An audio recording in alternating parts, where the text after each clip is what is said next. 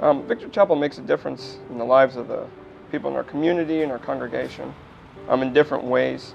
Our new motto that we've adopted for this year is interrupting lives with the message of Christ.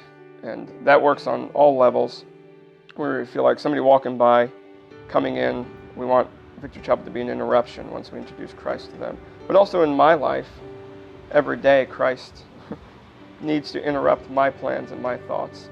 Our family was attending Victory Chapel, part of the congregation, and we were working with the Community Development Corporation, the CDC, with gardening and different things at the Victory Village shop. And the need for a pastor arose, and the congregation, including our family, prayed together about that, the direction the Lord would lead, and we really felt like the Lord was leading me to take the role as head elder or pastor. And honestly, it was reluctantly that I took that role. It wasn't something I ever saw myself doing, but in all honesty, now that I am in the position, now that I have that responsibility, it is my favorite part of my life right now. I get to lead my family as well as the congregation.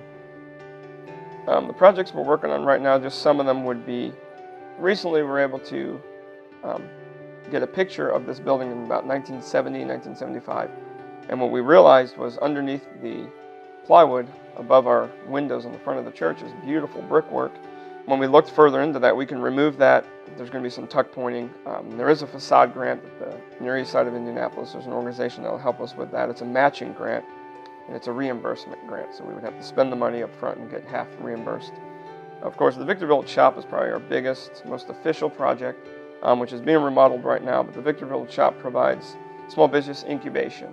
Different ones in the community and our congregation can come and sell things that they have made or were taught to make by those of us in the congregation or at Victory Acres or wherever. But also, the opportunity is to disciple there. We also are going to open Fertile Grounds Coffee, and that's going to help us to engage.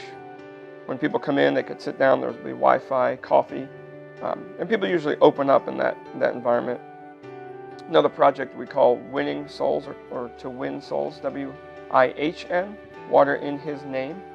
On a hot day, we just get out front of the church, and hand out ice cold bottles of water.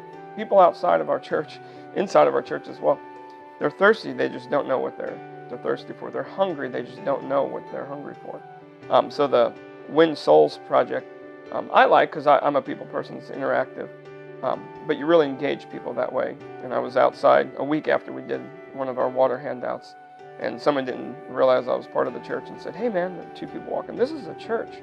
They gave me water the other day. Do you know this is a church?" And just, I feel like that was kind of Gideon's,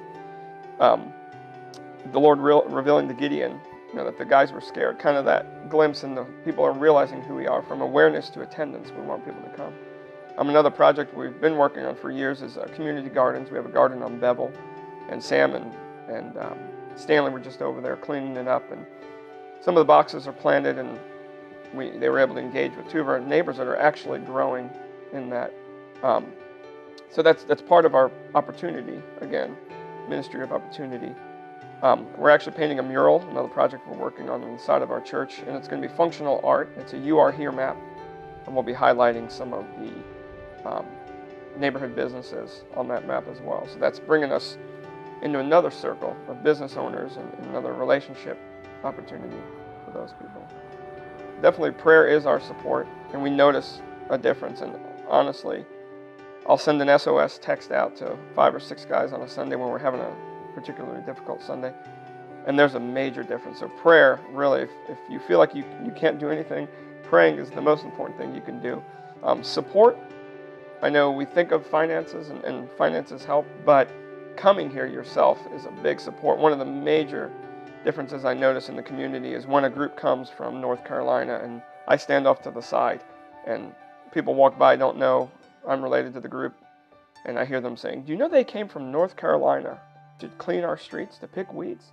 Man, why did they do that?" And they'll ask the people, and, "Well, because we love God and we love you guys." Well, you don't even know us. And the Bible tells us that they'll know we're His disciples by our love one for another. Whether you're from North Carolina, Florida, wherever, supporting us in person is encouraging to us as well as to our community. And then, of course, financial support helps keep the lights on and fund other projects. So prayer for wisdom, support by coming and being with us, and financial support.